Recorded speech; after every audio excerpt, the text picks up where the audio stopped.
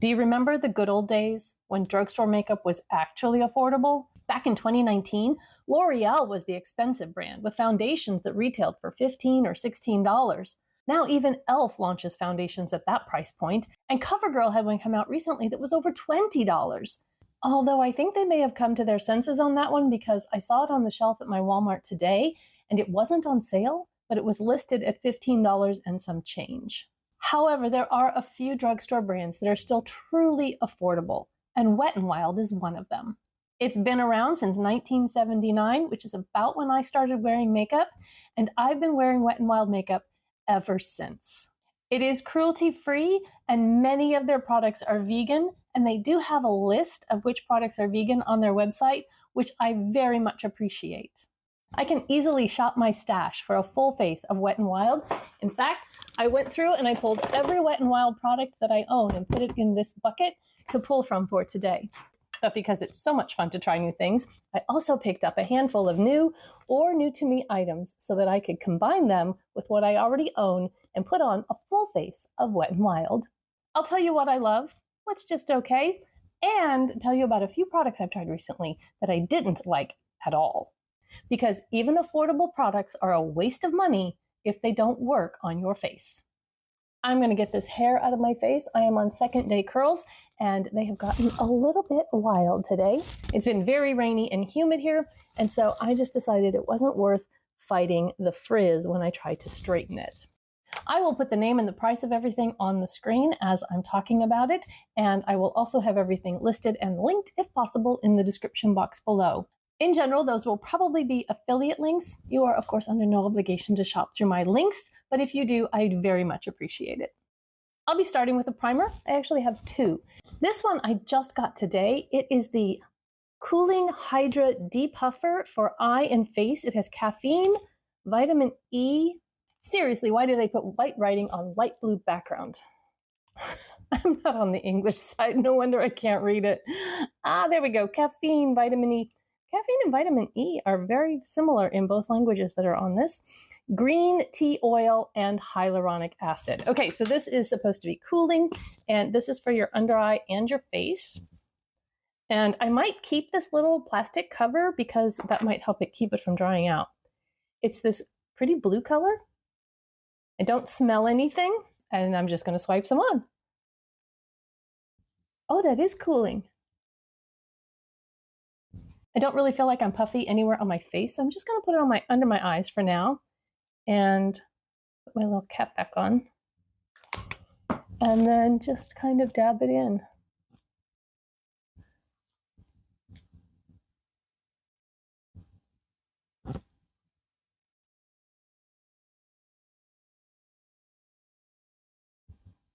That feels really nice. I don't know if I can tell that it's been depuffed, but it did feel really nice and it feels kind of hydrated. So very, very good. The primer that I'm going to use on the rest of my face is the Impossible Primer Stick. And I really like this. It's blurring, kind of feels like a silicone primer, but it's silicone free. They also make the Impossible Primer in a tube. I did not like that. The first one I got was terrible. It was dried out and crumbly.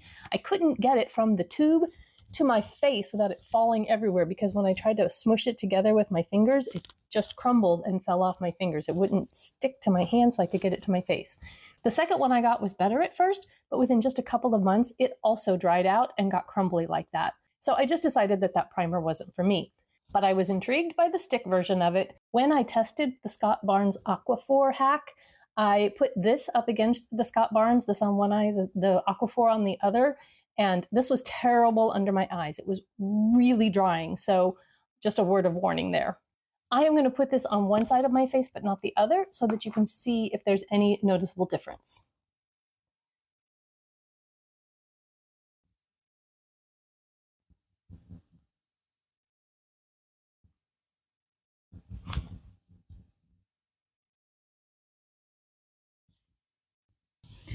This is the side with the primer and without.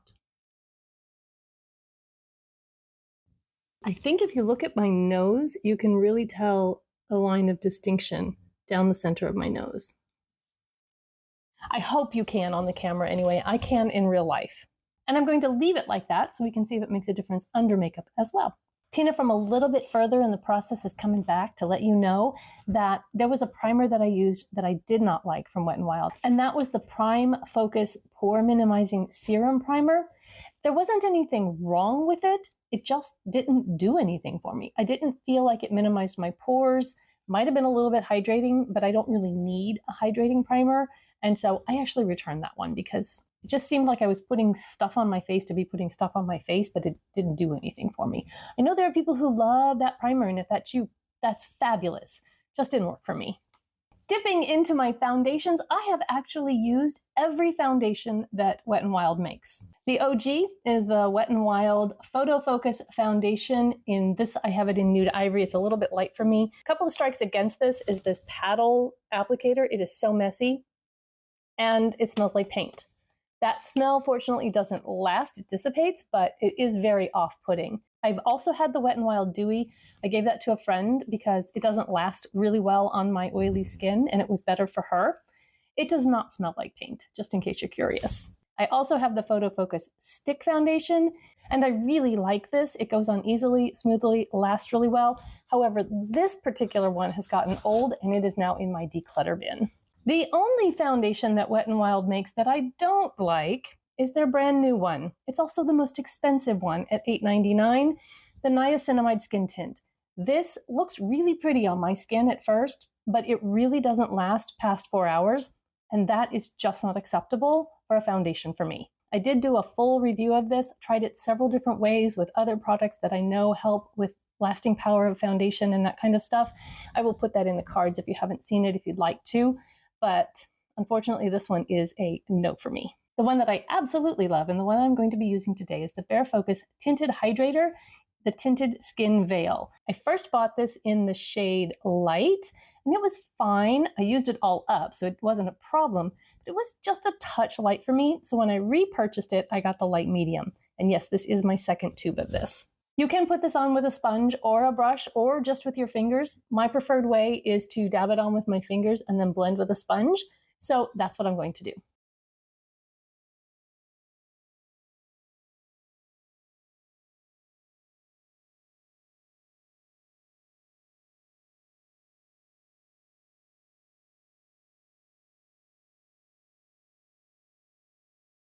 If there's a negative that I have about this, it's the dispenser. I would prefer when they're like this and they have a pointed nozzle. I always squeeze out too much of this and just feel like I waste it. And moving in close so you can see the complexion with just the foundation on. This is the primer side and no primer. What do you think? Can you tell the difference? I'm not sure if I can or not. For concealer, I have two shades of the Mega Last Incognito All Day Full Coverage Concealer. I have fair and light beige. And as usual, I bought it too light to start with, and so I went back and got another one. To avoid getting too much concealer under my eyes, I'm actually going to mix these on my palette. So I just take the wand out and just kind of scrape it off like that, and then use my ring finger to mix them together.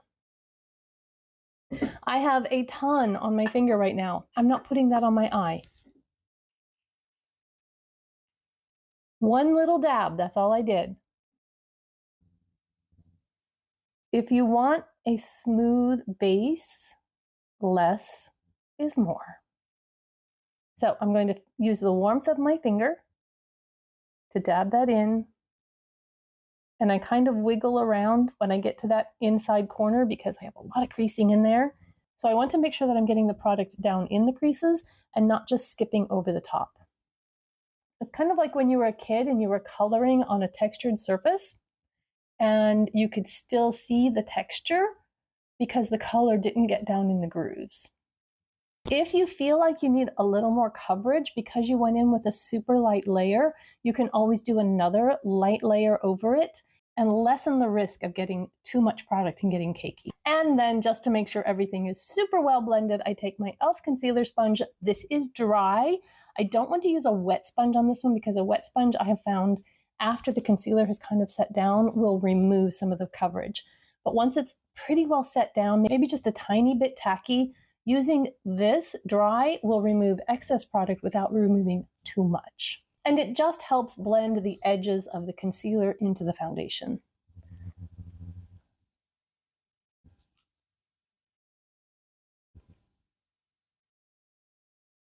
There we go. Wet n Wild has a couple of different face powders, but my favorite is, and always has been, the Photo Focus Translucent Finishing Powder. I have finished one of these up completely and repurchased this. I use this under my eyes and all over my face for setting. It is not too drying for under the eyes. I do like to use a smaller brush to set under my eyes, so I'm just going to go in, tap off, one more little tap to make sure I'm not setting in any creases, and then press that powder under the eyes.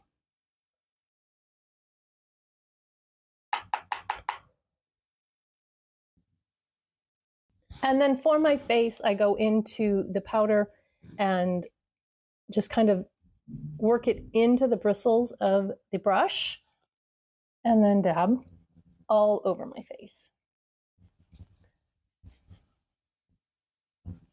I am going to be using a cream blush, but it won't matter. It will go on just fine over a powdered face, which you can't say that for every cream blush. So I took a look at my notes and I realized that I forgot to mention a couple of things in a couple of previous steps. One was that primer serum that you saw me interrupt myself for. This one is for the powder section. I did not like their 5-in-1 Essence Perfecting Powder. It was supposed to be like a primer and a finishing powder and a touch-up powder and all kinds of things. It was very cakey on me. It was very blotchy. It was one of those things that looked so bad when I put it on that I actually washed my face and started over. That doesn't happen very often with makeup. This one it did, and I immediately returned it. It was not good for me. If it does work for you, would you let me know down in the comments below? Because I would really like to know what skin type it works well for. My favorite Wet n Wild bronzer is the Color Icon Bronzer in Sunset Striptease. The packaging, like so many of these affordable brands, is not very good. This one broke a long time ago, but I can still put it back on there and put it in my drawer. And as you can see, I have significant pan in this bronzer. I am going to just swirl in, tap off, and then like I've been doing and loving lately, I'm just tapping that bronzer right across the high points of my face. I'm not putting it in the hollows of my cheeks. I am just giving myself a sun-kissed glow. I do like to put it up here because I'm not sure if you noticed or not, but I have a really high forehead and I like to kind of camouflage that and draw less attention to it.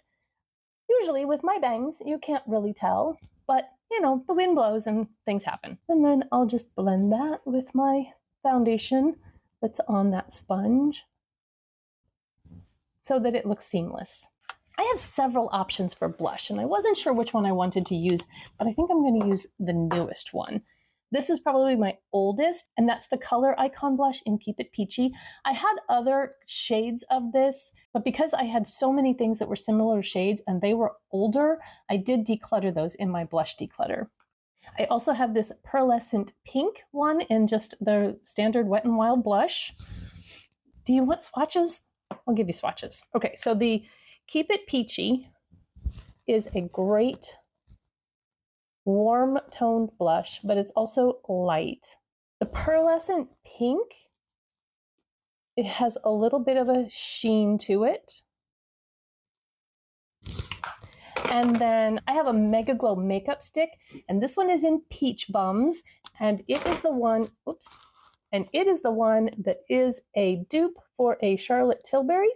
Off the top of my head, I can't think what that is, but I will put it on the screen for you. And this is really pretty too. It also has a bit of a glow to it. The one I'm going with today, however, is the new Mega Glow Lip and Cheek color in the shade Rosy Romance. And that is that. And if you tap it out, if you don't have too much like I do, it just gives such a pretty flush. I tested this in a recent video and put it head to head with the e.l.f. liquid blush. And to be honest, I like this one better. I feel like it blends more easily than the e.l.f. one did. So I am just going to put 2 dots right there, kind of on the front of my cheeks. I've been playing with blush placement lately too, and I think I'm going to do a video about it, how blush placement can make a difference on your face.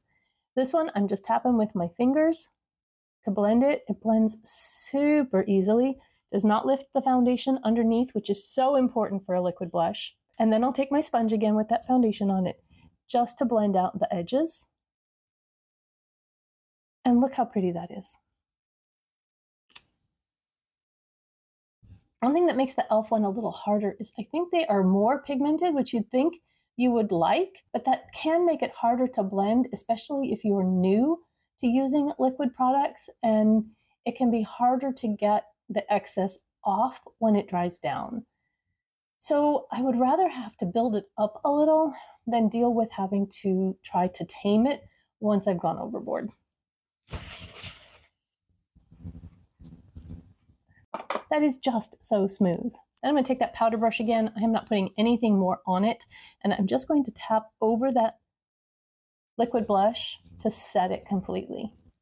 If you have dry skin and you want to leave your blush a little bit dewy, that's fine. This does dry down, by the way. I just want to put a highlighter on, so I wanted it to dry faster. I'm going to kick it back a few years now to when Wet n Wild came out with their Fantasy Makers collection, and this is the highlighter from that. It's called Halo Effect. I also had Blossom Glow. Remember Blossom Glow? Man, that was a long time ago. Well, I had both of them, and when I did my blush, bronzer, highlighter declutter, I swatched them. They were identical. The Blossom Glow was older than this one, and so I kept this one. I'm going to just take a small brush and dab that on. Oh, that's a lot. I got a little beaming. I forgot. I haven't used this in a little while, and I forgot how potent that is. Let's see if we can tone that down. Yikes.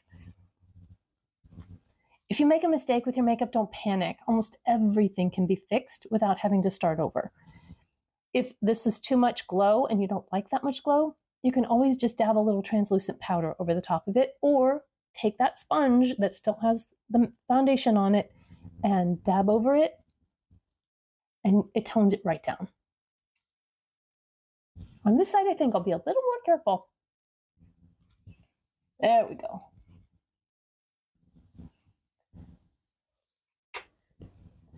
As you can see, if you want to beam and be seen from space, you can, for sure. But if you just want a little glow, you can do that too. Time for eyes. One thing that I have not used much from Wet n Wild are brow products. I did at one time have their wedge-shaped brow pencil, and I don't particularly like a wedge-shaped pencil because the wedge doesn't stay. It rounds off, and then you just have a really fat, round pencil, and it's difficult to make those hair-like strokes. I don't have a lot of eyebrows, so I have to draw in a lot of them, and I don't want it to look like just a solid block of color. It's nice if I can get a little definition in there, and I can't really do that with those thicker brow pencils. So this time I picked up the Browcessive Brow Pencil in Taupe. Incredibly affordable, and it still has a spoolie. So let's see how this shade works for me. It is a regular sharpening pencil, which I like because you can get it nice and sharp.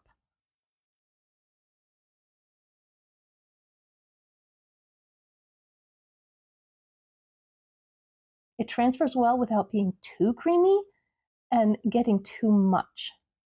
It does make those little strokes, and I think the shade is a good one for me. I like it.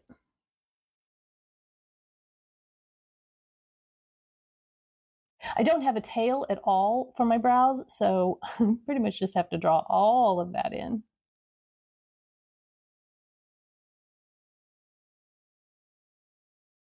And then comb that through to lessen the harshness of it. And one eyebrow versus the other, that went on really easily. I have another brow product I'm going to use in just a little bit, but let me get the other eyebrow on and I'll be right back. Okay, I really like that. The brow pencils that I have right now are a little dark for me.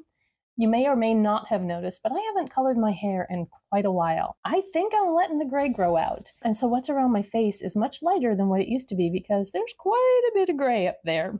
So this is really good. It's light enough to blend better without being too light. And there is just a fine line for a brow pencil being too stiff and scratchy so that it hurts when it goes on, the e.l.f. Microfine Brow Pencil is like that, and being too creamy and just blobbing on and then not lasting. I like this. I have 2 eye products that would vie for the top spot of most used Wet n Wild product, but only one of them could take the most repurchased, and that is my Wet n Wild Brulee. This guy I have to be super careful with because it's almost gone, which means it's all broken up, and but I'm still using it and I will use it until it's gone. I almost always use this as my first step in eyeshadow.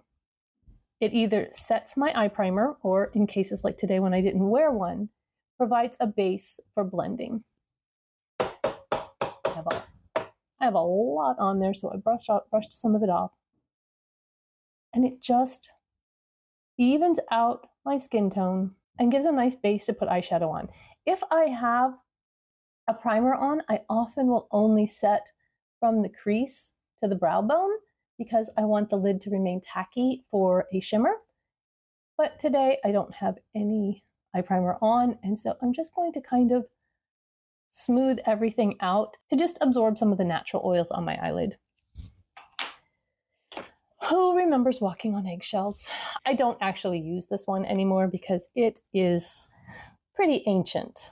However, I did buy the new 5-pan version of Walking on Eggshells, and that's what I'm going to use today. First thing I'll do is go into this transition shade here. They are a little bit dusty, so I did tap off any extras, and I'm just going to press that into the crease and above to start defining my crease. Because I have hooded eyes, I like to define that crease slightly above where my natural crease is, so that when I open my eye, I can still see the color that I put on there.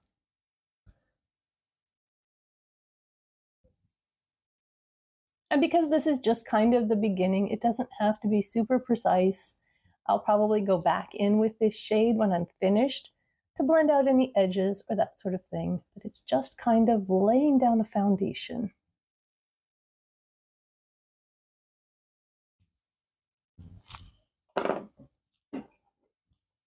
Taking just a slightly smaller and a little bit denser fluffy brush, I'm going to go into,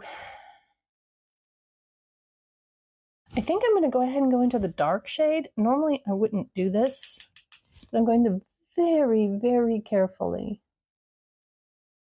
just dab on a little bit of that to deepen up the crease. And this one I do more right in the crease versus above, and also in this outer V area here.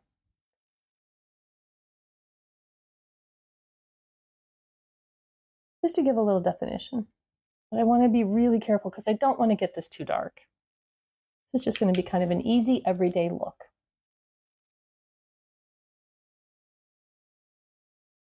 Again, easier to add than take away.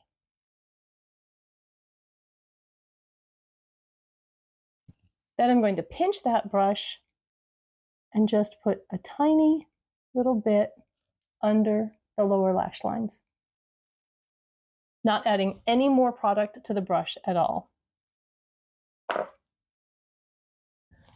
Going into the shimmers, because I love shimmers, we're going to use the brown first on the outer half of my lid.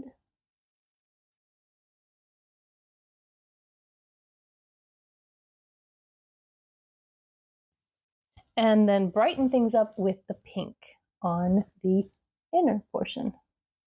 And these shimmers are very subtle. They are not in your face, bam, metallic. Oh, I just dug my fingernail into it. What I was saying is, they are not bam, in your face, metallic shimmers, but they're subtle. So if you aren't sure about shimmer, these palettes are really nice for that. I'm not going to take just a flat shader brush. You could use any small brush and dip in just on the tip to this lightest color and brighten up the inner corner just a little bit with that guy. Now, if you would like to, you could also use this under the brow bone. I kind of have a little bit of a protruding eyebrow anyway, and so I don't like to really add more lightness and definition up there because it pulls it even more forward. So I just really like to leave it alone, but you can if you want to. As I said, I'm going back to that initial brush. I'm not putting anything on it, and I'm just going to use it to blend any harsh edges that might be there. That's it. That's the eyes. The other product that vies for most used, remember I said there were two, is my Kohl eyeliner pencil for Simba Brown Now. I use this almost every day, and I'm going to tightline with it. I always like to do my setting spray before I do my brow gel and my mascara, and today I have the Photo Focus Matte Setting Spray. This says it will give you up to 16 hours wear. It says to shake well before using. And before I spray it on my face, I want to test the mist. Okay, that's pretty nice.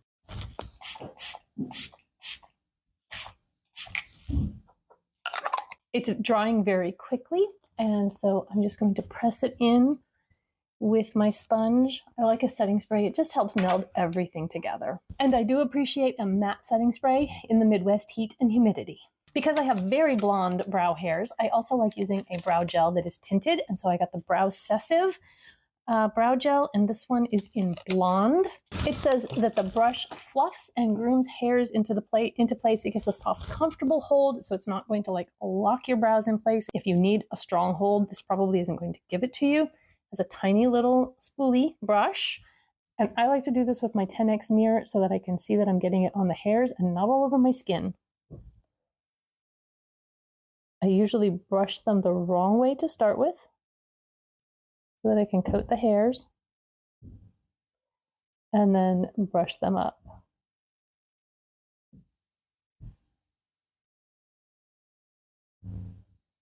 By the way, a tip for grooming your brows if you have very blonde hair is to just take a brow gel and kind of rub it all over the area where you have hairs growing in, and then it colors the hair so you can see them to pluck them out if you're plucking your brows.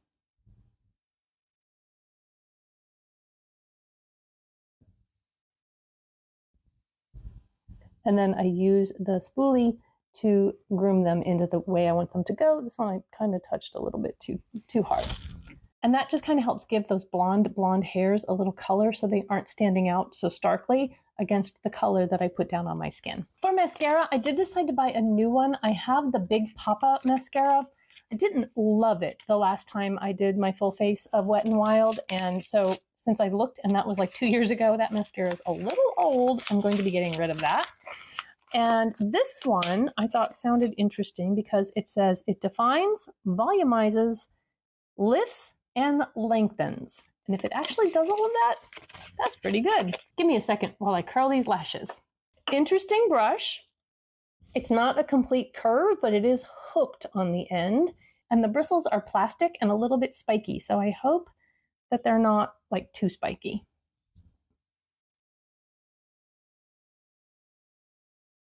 I actually kind of really like that curved end. I have trouble with a fully curved wand because I feel like the middle doesn't do anything. I can't get the middle to my eye.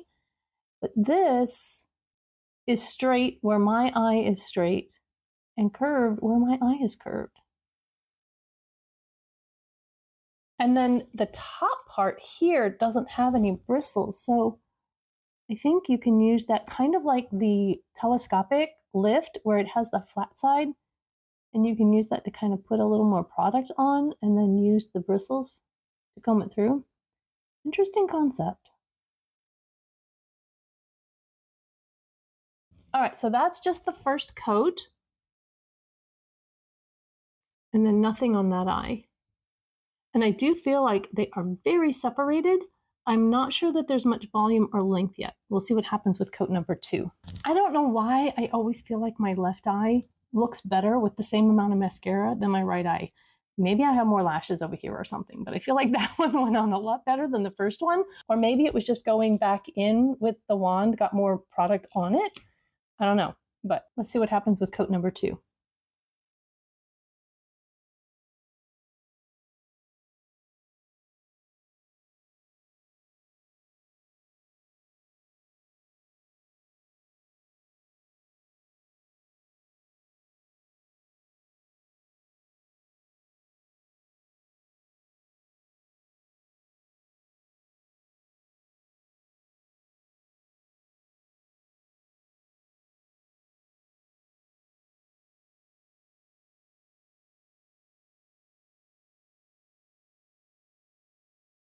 I feel like that is a really pretty, natural looking lash. It's separated and lifted.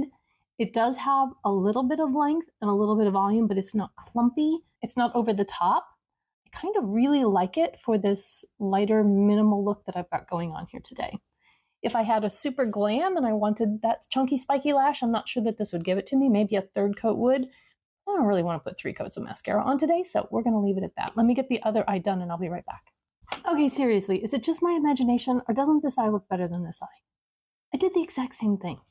I went ahead and did a light third coat on this eye just so that I could feel like they were even. I don't understand. Now, obviously with the mascara, application is only part of the story, and I really do like how my lashes look right now. I'll update in a pinned comment how it wore, if there's any flaking or smudging or that kind of thing. And now we've got nothing left but lips. I actually have quite a few Wet n Wild lip products, and so I wasn't sure which one I wanted to use. This is one of the original formulas, but this is a brand new tube. This is Secret Muse, and I love this shade. It is just such a pretty purpley mauve. Oh, it's so pretty. When I did my lip declutter, I discovered that my old tube of this had gone off, so I threw that away, but I went out and bought a new one. And then I have several of the matte Mega Last. This one is Bare It All, and it is a really pretty kind of peachy nude. These last really well, and on me, they are not too drying. I almost always put a gloss over a matte lipstick though, so that does decrease the wear time, but it also makes it more comfortable. Then this one is Skinny Dipping, and it's a little bit of a cooler toned nude. This one is Stoplight Red. It is a really pretty red. Kind of a blue red, one of those that makes your teeth look really white. Then the white tubes are more of a balmy formula. This is Rosé All Slay. And let's go up here. I don't want to go down my arm with it. But you can see how kind of balmy and a little bit shiny that one is. Very pretty color. Really comfortable formula, but it does get kind of messy because it is really soft. But then when I was in Walmart last week, I noticed that they had a new formula, or at least one that I hadn't seen, and that's in a pink tube. This is the Rich Satin Cream formula, and it is really nice. I got it in the shade Hush Little Beige. Isn't that cute? And let's see, let's put it over here. And it's kind of a little bit like this one in that it's cool toned and mauvey, but it's also, I mean, it's just really pretty on, and it's a shade I love. I have 2 Wet n Wild lip liners. I'm not sure which one I'm going to wear with it, so we're going to swatch them. This one is Gone Burgundy. It is a much deeper tone, so I don't think that one's going to work.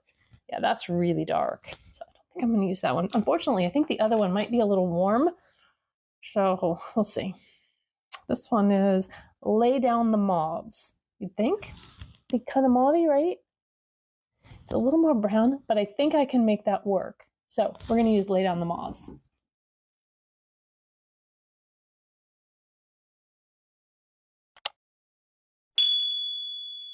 These are so creamy.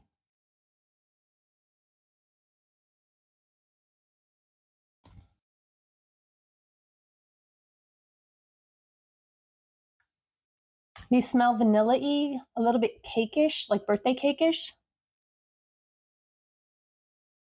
which I don't mind at all. It's so comfortable and so pretty. The lip liner's a little dark, so I'm going to work on blending just a little bit. That's better. I'm not really into that ombre lip if it's really obvious. So I wanted to tone that down just a little bit. I am really happy with how this look turned out, and all of the products that I used today, I think performed really, really well. I will have to let you know on the new products I use, the brow products, the mascara, the cooling primer. Let me see what my under eyes look like. Nothing is creasing, so I think it looks really good under my eyes. I think it added some hydration, but not so much that it made the concealer slip slide around or anything. I really like it. I'm not sure I can tell any difference anymore in the primed side versus the unprimed side, but we'll see if it affects wear time. Again, anything that needs updating, I will update in the comments. In case you're wondering, nothing that I put on my face cost more than $7. I used 17 products on my face today, and my total was $72.33. I don't know, I think a full face of makeup for right around $70 these days is a pretty good deal, especially when you love your look as much as I love this one. Share your favorite Wet n Wild product down in the comments, please. And if you got all the way to the end of this video, pop a butterfly emoji down in the comments to let me know. If you got some value from this, then also hit that like button while you're there. If you like one brand tutorials and you love affordable makeup, I have a whole playlist right there that you might enjoy. I hope you have a beautiful, blessed day, and I will see you in my next one. Bye-bye. In general, those will probably be affiliate links. Links.